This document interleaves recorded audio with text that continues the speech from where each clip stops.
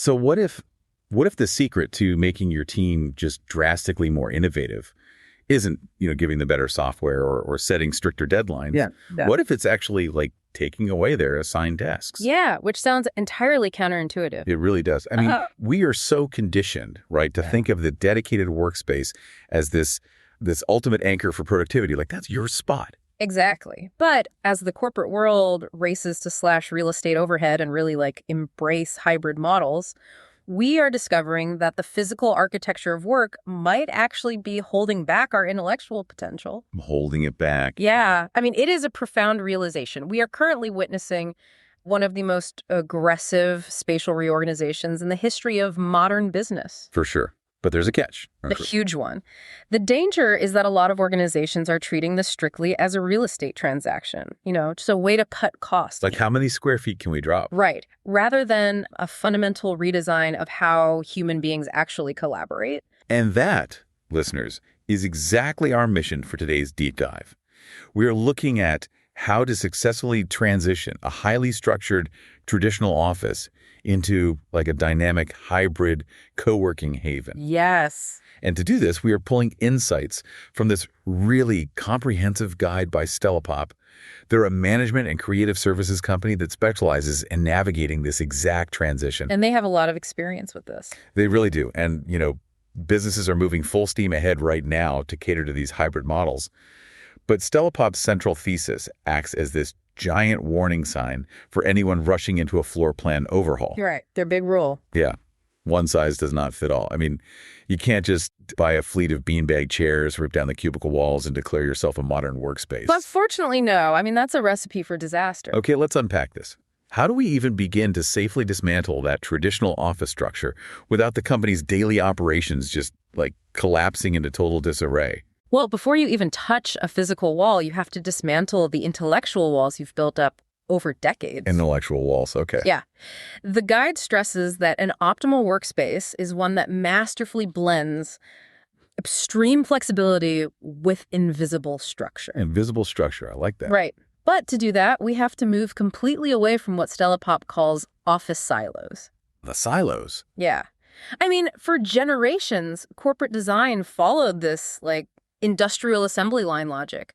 The marketing team was locked in one wing, the accounting team in another, the engineers on a totally different floor. It's basically a zoo. A zoo. Yeah. The lions are over here in this enclosure, the penguins are way over there. You isolate the departments to keep them focused. But by doing that, you ensure they never actually understand what the rest of the company's doing. That is a perfect analogy. You're separating the species. And that brings us to a crucial concept highlighted in the Stellapop guide, which is knowledge spillovers. Knowledge spillovers. Yeah. What's fascinating here is the underlying mechanism of how physical space dictates intellectual cross-pollination. Okay, so how does that work? Well, when you intentionally bring diverse minds and entirely different disciplines into a shared fluid environment, you actively force cognitive friction. Cognitive friction. So you're engineering accidental collisions between people who would normally never cross paths. Precisely that. Yeah. I mean, think about the ambient awareness that happens in a co-working space. Let's say an accountant getting a coffee overhears two creative directors struggling to figure out how to stretch a campaign budget. Oh, I see. Right. In a siloed office, that's a formal meeting requested 3 weeks in advance. Yeah, with an agenda and a calendar invite. Exactly. Yeah. But in a fluid space, the accountant chimes in right there at the espresso machine, offering a workaround they used in a totally different context. Wow. That organic sparking of fresh insight, that spillover of shared expertise, is the actual quantifiable value of a modern hybrid space. Physical proximity of diverse roles actively forces new ways of thinking. I mean, I see the appeal. Instead of an assembly line, you're building a vibrant university campus or a bustling town square. A town square, yeah. But I have to play devil's advocate here. Cognitive friction sounds great for brainstorming, sure. But it also sounds suspiciously like a constant interruption. It definitely can be. Right. If I'm an engineer trying to write complex code, I don't want a loud sales executive colliding with me while I'm trying to hold a dozen variables in my head. If we just tear down all the walls, won't it just be chaos? That is the number one fear that paralyzes leadership teams. And honestly, it is entirely justified. Yeah, I'd be terrified. Because tearing down walls without a strategy just creates a louder, more distracting room. That's why Stella Pop insists that a business must answer 2 essential questions before they look at a single piece of modular furniture. Okay, what are they? Well, if you skip this audit, the transition will catastrophically fail. First, you have to ask, what specific environment are you trying to create? The intent of the space. Exactly. You're defining the actual cognitive purpose of the room. Is your team coming into the office primarily to foster creativity and solve complex, ambiguous problems? Or does the fundamental nature of your business demand, like, highly private, acoustically sealed spaces to optimize deep, focused productivity? So the floor plan has to serve the work, not the other way around. You have to define the function first, yes. Right. And then the second question shifts the focus entirely from the work to the humans doing it. Right.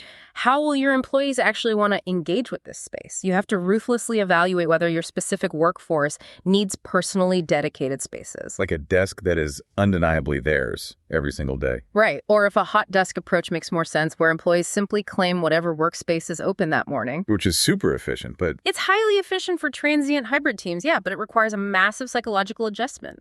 Oh, for sure. Because you are effectively taking away their corporate home base. Which, brings us right into the human element of all this. Answering those 2 questions makes it glaringly obvious that you aren't just managing a floor plan shift. You are managing human psychology. 100%. Like the finance department closing out a massive quarterly report has drastically different environmental needs than the graphic design team pitching a rebrand. You can't just mandate a trendy open concept layout and expect everyone's brain to magically adapt to the acoustics. It is a massive change management exercise. And frankly, a lot of companies stumble right here because they treat it as an IT or facilities project. Oh, like just move the desks and plug in the monitors. Exactly. But the Stella Pop Guide is adamant that you have to actively manage the human transition. And that begins with aggressive transparency. You have to establish a culture of communication long before the moving boxes arrive. Yeah, the source material specifically mentions things like hosting town hall meetings, setting up fireside chats, running regular virtual Q&A sessions. It sounds like they are prescribing a full-on political campaign just to change the office layout. Why is that level of communication so critical? Because ambiguity triggers the human brain's threat response. Think about it. If an employee simply hears, "We are downsizing the office and moving to hot desks," their immediate thought is often, "Am I losing my job?" Yeah, or does my employer not value my comfort anymore? Exactly. By utilizing town halls and fireside chats, leadership provides a forum to explain the rationale. The desire for knowledge spillovers, the need for dynamic collaboration, and it allows them to address those existential concerns head on. So you mitigate the panic by bringing them behind the curtain. You do. And once you do that, the guide suggests you have to actually let the teams tailor their specific environments. Like if the accounting team begs for a quiet corner, you build the quiet corner. Right. You have to listen. Because when employees feel empowered to dictate their environment, they actually take ownership of the new hybrid model. They want it to succeed because they helped build the blueprint. That sense of ownership is paramount. But, ownership of a physical desk is only half the battle. What's the other half? Well, when you transition to a hybrid model where people are ghosting in and out on totally different schedules, the social fabric of the company starts to fray. Oh, yeah. You don't see the same faces every day. Exactly. You no longer have the built-in camaraderie of seeing the same people from 9 to 5. This means you have to deliberately engineer a sense of community. And the guide offers some very specific initiatives for this. They suggest networking events, education breakfasts, structured team-building activities. Yes, all great tools. They even talk about wellness-focused bonuses, like hosting monthly office yoga classes or offering discounted gym memberships to bring people together. Which can be incredibly effective. But, okay, here's where it gets really interesting. And honestly, where it sounds like a potential minefield. Let's look at this from the perspective of an introverted deep worker. Okay, sure. They just want to come in, put their noise-canceling headphones on, execute their tasks brilliantly, and go home to their family. If a company suddenly starts pushing networking breakfasts and office yoga as a way to build community, doesn't that risk alienating top performers? Yeah. I mean, is mandating monthly yoga going to backfire and feel like forced fun? That is an incredibly sharp observation, and it is a trap that enthusiastic HR departments fall into all the time. Right. It feels invasive. It does. But if we connect this to the bigger picture, Tailoring the transition isn't just about physical desks. It is about deeply respecting neurodiversity and different working styles. The strategic goal of offering an education breakfast or a yoga class isn't to achieve 100% participation. Wait, it's not. Then what's the point of funding it? The point is to provide a curated menu of options. True empowerment in a hybrid space comes from allowing people to actively choose their level of engagement. Oh, I see. Yeah. For the extroverted collaborator who feels isolated working from home 3 days a week, that networking breakfast is a vital psychological touchpoint. It recharges them. But for the introvert? For your introverted deep worker, the key to building trust is ensuring that these offerings are purely invitations, never obligations. Having the option to attend but being completely respected and unpenalized when they decline so they can focus on their work is what actually builds genuine loyalty. I love that framing. It's an invitation, not a mandate. You are curating a menu of options, not forcing everyone to eat the exact same meal. As I said. But, as we map this out, giving everyone all this autonomy leads to another glaring issue. Which is? If we empower employees to work how they want, when they want, and engage socially only how they want, don't we risk losing organizational alignment altogether? Like, if flexibility is unchecked, it just becomes dysfunction. You've identified the core paradox of the hybrid model, and it's exactly why the guide insists that you must fiercely balance flexibility with routine. Balance it, okay. Because unchecked flexibility is not a productive work environment. It is an exhausting one.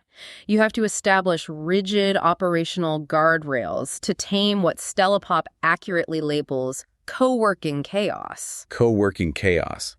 That phrase really perfectly captures the anxiety of a modern manager. It really does. It makes me think of, like, a bustling city intersection.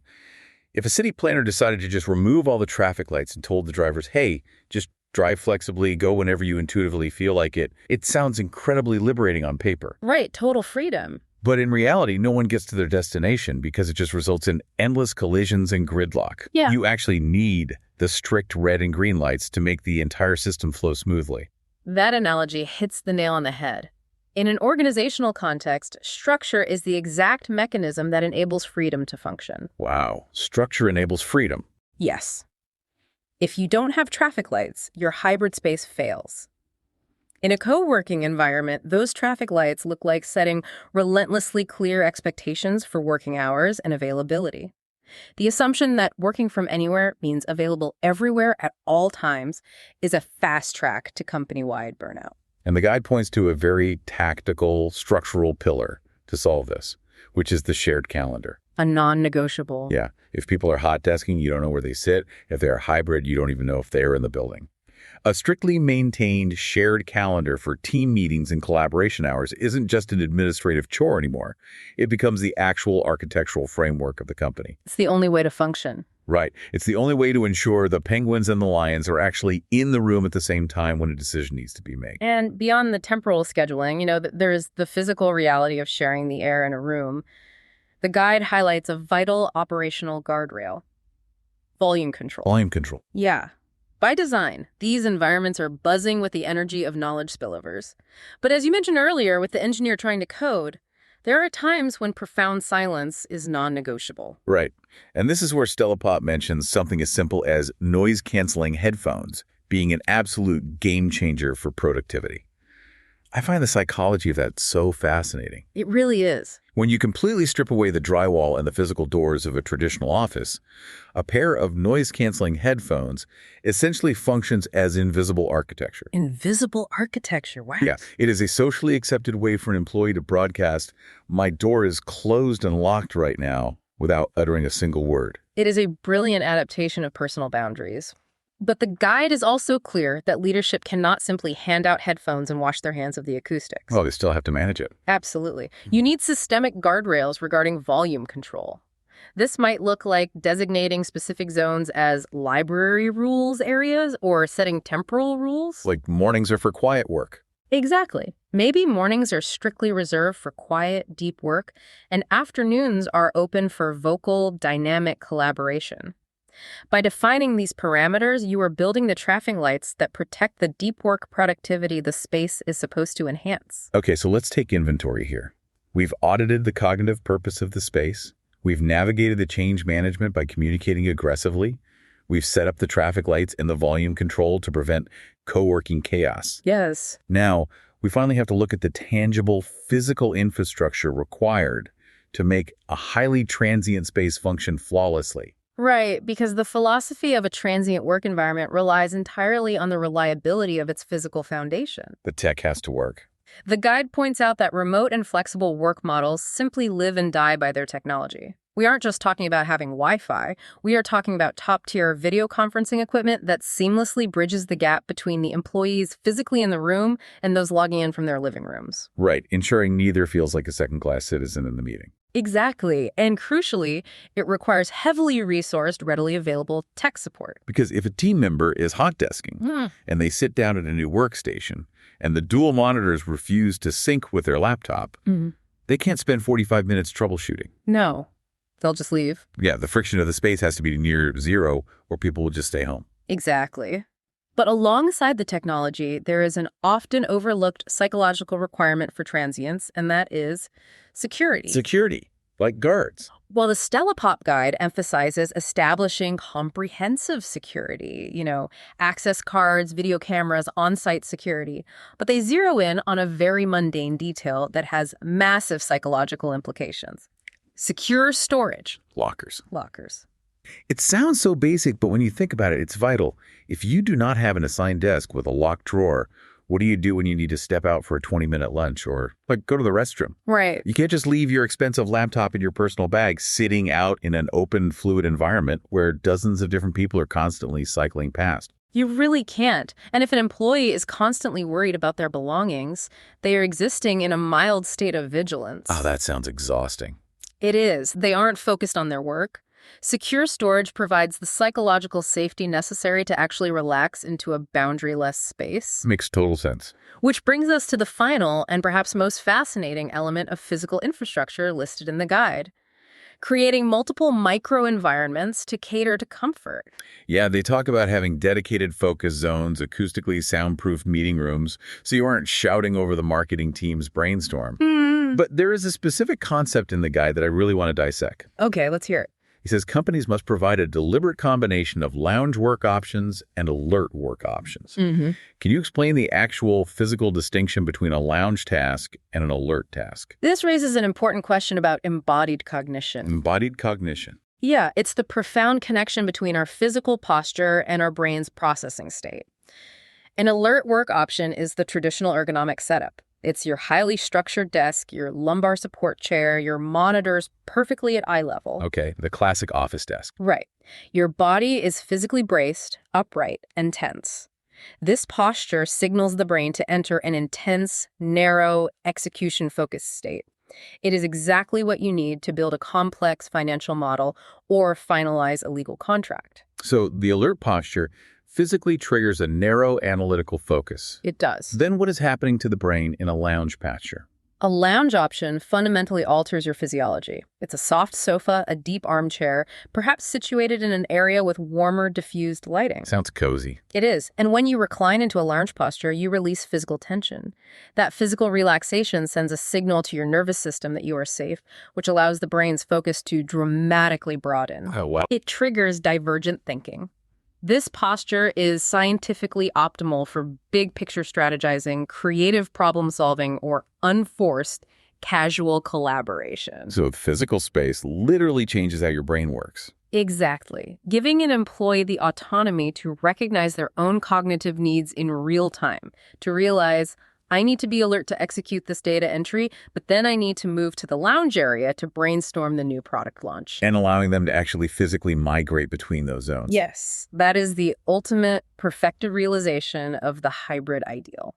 So what does this all mean? I mean, if you are sitting there listening to this and you are staring down the barrel of an impending office redesign, the biggest takeaway from all of this Stella Pop research is that building a custom co-working haven is absolutely not an interior design project. Not at all. You aren't just picking out paint swatches and buying trendy modular desks to save money on your lease. Transitioning to a hybrid space is fundamentally an exercise in human psychology. It's about transparent communication to lower threat responses. It's about establishing rigorous operational guardrails to prevent chaos. And it's about highly intentional, empathetic design that recognizes how human bodies and brains actually function. Beautifully said. It's about building a space that dynamically adapts to your people, rather than forcing your people to contort themselves to fit a space. And if we step back, that leads to a final, much larger implication that is truly worth exploring. What's that?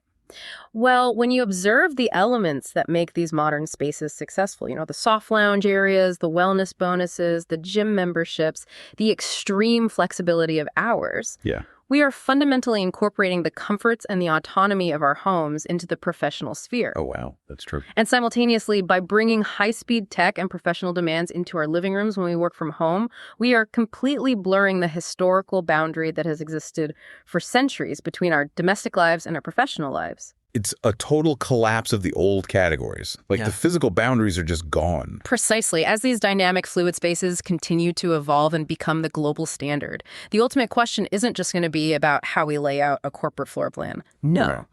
The real question you should be talking about is how this newfound spatial freedom and this total blending of environments will permanently alter our society's very definition of what going to work actually means.